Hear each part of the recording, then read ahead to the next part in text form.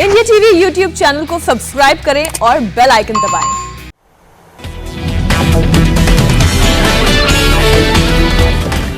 PM Modi के जन्मदिन पर बना वैक्सीनेशन का रिकॉर्ड। एक दिन में दुनिया में सबसे ज्यादा, भारत में 2 करोड़ 23 लाख से ज्यादा टीके लगे। सबसे ज्यादा कर्नाटक में 26 लाख 92 हजार से अधिक डोज लगी। बिहार में 26 लाख 62 हजार से ज्यादा वैक्सीनेशन के साथ दूसरे नंबर पर। उत्तर प्रदेश में भी 24 लाख 86 हजार से ज्यादा वैक्सीन दी गई। मध्य प्रदेश में 23 लाख से ज्यादा लोगों को लगे टीके। रिकॉर्ड वैक्सीनेशन पर स्वास्थ्य मंत्री मनसुख मांडविया देश का शुक्रिया अदा उन्होंने किया। सफदरजंग अस्पताल के हेल्थ वर्कर्स के साथ मनाया जश्न। 18 सितंबर को प्रधानमंत्री मोदी गोवा के स्वास्थ्य कर्मियों और कोरोना टीका लगाने वालों से करेंगे बात। पीएम मोदी के 71वें जन्मदिन पर देश भर में कार्यक्रम का आयोजन। अगले 20 दिन जगह जगह चलाए जाएंगे कार्यक्रम। जेपी नड्डा ने सेवा और समर्पण अभियान शुरू किया। कहा, प्रधानमंत्री ने हमेशा राष्ट्र के उत्थान के बारे में सोचा। पीएम मोदी के जन्मदिन को युवा कांग्रेस ने राष्ट्रीय बेरोजगार दिवस के रूप में मनाया। राहुल गांधी ने मोदी सरकार पर साधा निशाना। कहा, अगर बीजेपी जनता के लिए काम करती तो राष्ट्रीय बेरोजगार दिवस की जरूरत ही नहीं पड़ती। एससीओ की मीटिंग में पीएम कट्टरवाद के खिलाफ एकजुट होने के लिए बोले। अफगानिस्तान के ताजा हालात को बताया उदाहरण। पीएम के कट्टरवाद वाले बयान पर ओवैसी ने जताई सहमति। कहा, बढ़ता कट्टरवाद कानून व्यवस्था के लिए खतरा। ओवैसी ने भारत में भी धर्म के नाम पर होने वाले हमले का मुद्दा उठाया। कहा, पीएम चुप क्यों रहते हैं। एससीओ समिट में भी इमरान ने गाया तालिबान का राग। बोले, ये समय तालिबान को अलग छोड़ने का नहीं है। इमरान खान ने कहा, अब अंतर्राष्ट्रीय समुदाय सुनिश्चित करे कि अफगानिस्तान आतंकियों के लिए सुरक्षित पनाहगाह न बने। चीन ने विदेश मंत्री एस जयशंकर के बयान पर सहमति जताई। कहा, भारत और चीन के आपसी संबंध के मायने अलग। एस जयशंकर ने कहा था, चीन भारत के साथ अपना संबंध किसी और देश की नजर से न देखे। एससीओ के सदस्यों ने स्वतंत्र अफगानिस्तान के समर्थन में दिया अपना मत। कहा, आतंक और युद्ध से आजाद हो अफगानिस्तान। पीएम मोदी ने शनिवार शाम को सभी मंत्रालयों के सचिवों की बुलाई बैठक। मंत्रालयों के कामकाज की होगी समीक्षा। जीएसटी काउंसिल की बैठक के बाद वित्त मंत्री का बड़ा बयान। कहा, पेट्रोलियम प्रोडक्ट को जीएसटी में लाने पर नहीं बनी सहमति। कोरोना की दवा पर 31 दिसंबर 2021 तक जीएसटी छूट जारी रहेगी। कैंसर की दवाओं पर जीएसटी 12% से घटकर 5% हुई। केंद्रीय मंत्री नितिन गडकरी ने जताई इच्छा, भारत ग्रीन हाइड्रोजन निर्यात करने वाला देश बने। एक किताब के विमोचन में बोले रक्षा मंत्री राजनाथ सिंह, भारत की संस्कृति आज भी कायम है तो उसका श्रेय सिख समाज को भी जाता है। बेंगलुरु में नेशनल एजुकेशन पॉलिसी के खिलाफ एनएसयूआई का प्रदर्शन। पुलिस के साथ भिड़े कार्यकर्ता। एनआईए ने किया आगाह, देश में आईएसआईएस लगातार ऑनलाइन तरीके से अपनी जड़ें जमाने की कोशिश कर रहा है। टेरर अटैक के 37 केस की जांच के दौरान खुलासा, ऑनलाइन प्रोपेगेंडा से भारतीयों को फंसा रहा है आईएसआईएस। जम्मू कश्मीर के कुलगाम में आतंकियों ने एक पुलिस वाले पर किया हमला। हमले में पुलिसकर्मी शहीद। तेलंगाना में गृहमंत्री अमित शाह का वादा, साल 2024 में सरकार बनी तो हैदराबाद मुक्ति दिवस को धूमधाम से मनाएंगे। अमित शाह ने कहा, टीआरएस का विकल्प कांग्रेस नहीं हो सकती। अगर हो भी गई तो एआईएमआईएम के खिलाफ नहीं लड़ सकती। देहरादून में बोले केंद्रीय मंत्री प्रहलाद जोशी, उत्तराखंड के विकास के लिए यूपीए ने 10 सालों में कुछ नहीं किया। किसान कानून के 1 साल पूरा होने पर अकाली दल का हल्ला बोल। पुलिस की सख्ती के बावजूद भी रकाबगंज गुरुद्वारे से निकाला मार्च। दिल्ली पुलिस ने संसद भवन से पहले अकाली दल का मार्च रोका। समर्थकों को हिरासत में लेकर छोड़ा गया। पंजाब कांग्रेस अध्यक्ष नवजोत सिंह सिद्धू ने सुखबीर बादल के मार्च पर साधा निशाना। कहा, काला कानून बनाने वाले बहा रहे हैं घड़ियाली आंसू। नवजोत सिंह सिद्धू के ट्वीट पर आप नेता राघव चड्ढा का पलटवार। सिद्धू को कहा, पंजाब राजनीति का राखी सावंत।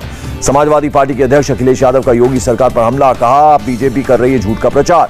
यूपी चुनाव पर बोले अखिलेश यादव, बिहार चुनाव में ईवीएम और डीएम ने बेईमानी की लेकिन बंगाल की जनता ने जवाब दे दिया। बीजेपी शिवसेना के फिर साथ आने की अटकलें। उद्धव ठाकरे ने बीजेपी नेता राव साहेब दानवे को बताया भावी सहयोगी। उद्धव ठाकरे ने कहा, भविष्य में कौन किसके साथ आता है आने वाला वक्त बताएगा। देवेंद्र फडणवीस ने उद्धव के बयान पर दी प्रतिक्रिया। राजनीति में कभी भी कुछ भी संभव। अर्पिता घोष बनी टीएमसी की जनरल सेक्रेटरी, तत्काल प्रभाव से हुई नियुक्त। बीजेपी नेता कैलाश विजयवर्गीय का बयान। ममता बनर्जी, तुष्टीकरण की कितनी भी राजनीति कर लें हम बंगाल को बचाएंगे। अनुच्छेद 370 और 35 से हटाने पर बोली महबूबा, सरकार को अपनी गलती का एहसास होगा फिर पूछेगी कि क्या करना चाहिए। ममता बनर्जी के भतीजे अभिषेक बनर्जी ने दिल्ली हाईकोर्ट का दरवाजा खटखटाया। एनफोर्समेंट डायरेक्टोरेट के समन को रद्द करने की मांग। आयकर विभाग ने मुंबई समेत कई जगहों पर महाराष्ट्र के पूर्व गृह मंत्री अनिल देशमुख के ठिकानों पर मारे छापे। टैक्स चोरी के आरोप में कार्रवाई। सचिन वजे का ईडी के सामने बड़ा खुलासा। अनिल देशमुख और अनिल परब ने 10 डीसीपी के तबादले का फैसला बदलने के लिए उनसे वसूले 40 करोड़ रुपए। सोनू सूद के खिलाफ इनकम टैक्स डिपार्टमेंट ने बढ़ाया जांच का दायरा। मुंबई में कई जगहों पर पड़ी रेड। महाराष्ट्र में मुंबई नागपुर में बुलेट ट्रेन के लिए पूरा सहयोग करेगी राज्य सरकार। सीएम उद्धव ठाकरे ने कहा, राजनीतिक मतभेद से ऊपर है काम। बॉम्बे हाईकोर्ट ने नारायण राणे को दिए निर्देश, अपने खिलाफ दर्ज 6 एफआईआर के लिए अलग अलग याचिकाएं दायर करें।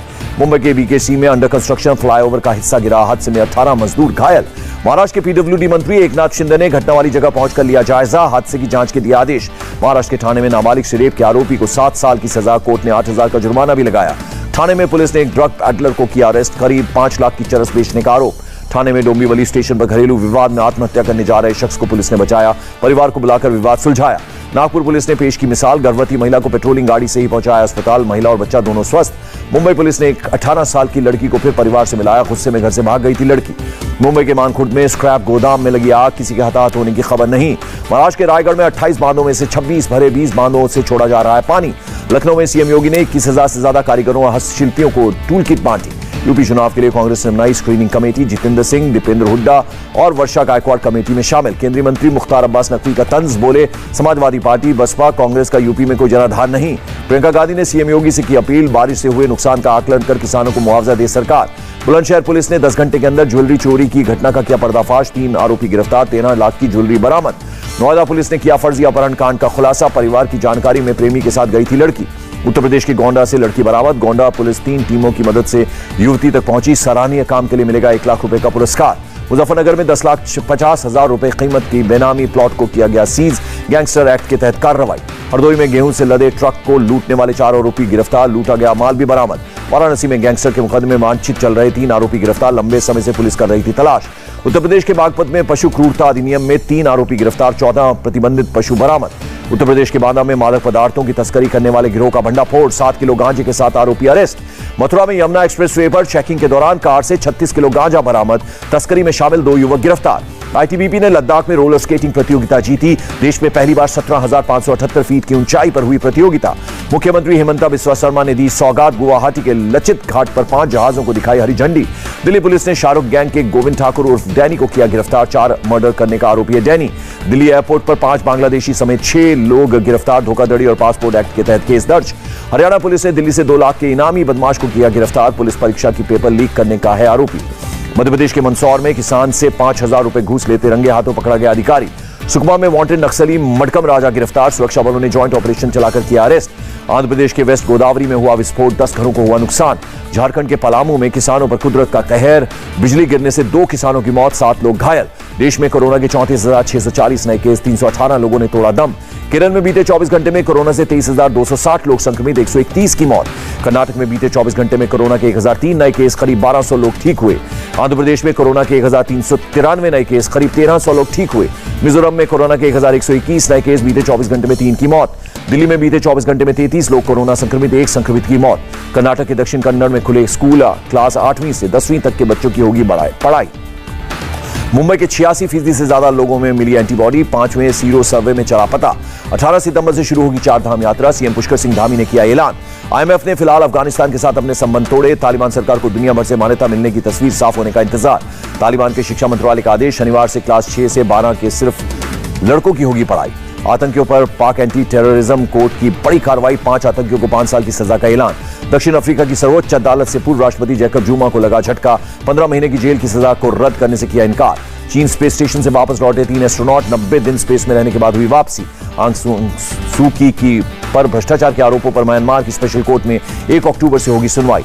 अमेरिका के कैलिफोर्निया के जंगल में लगी भयंकर आग को बुझाने की कोशिश जारी, अब तक सैकड़ों घर हो चुके हैं तबाह। इटली के मिलान में तूफान ने मचाई भारी तबाही, सड़कें तालाब में हुई तब्दील, राहत बचाव का काम जारी। यूएस डॉलर के मुकाबले रुपए का भाव 4 पैसे बढ़ा, $1 की कीमत 73 रुपए 48 पैसे। गिरावट के साथ बंद हुआ शेयर बाजार, सेंसेक्स 125 और निफ्टी 44 अंक लुढ़का। न्यूजीलैंड क्रिकेट टीम ने रद्द किया पाकिस्तान का दौरा, सुरक्षा कारणों का दिया हवाला। पाकिस्तान के पीएम इमरान खान ने न्यूजीलैंड की पीएम से की बात, इमरान के फोन करने के बावजूद नहीं मानी जेसिंडा अर्डन। और इंग्लैंड क्रिकेट टीम का फैसला, पाकिस्तान के जमीनी हालात का करेंगे आकलन, अक्टूबर में होने वाली सीरीज को लेकर जल्द करेंगे फैसला। नमस्ते, मैं हूं मीनाक्षी जोशी। वीडियो और खबरों से अपडेट रहने के लिए India TV YouTube channel subscribe करें, बेल आइकन दबाना ना भूलें। जुड़े रहें इंडिया टीवी के साथ।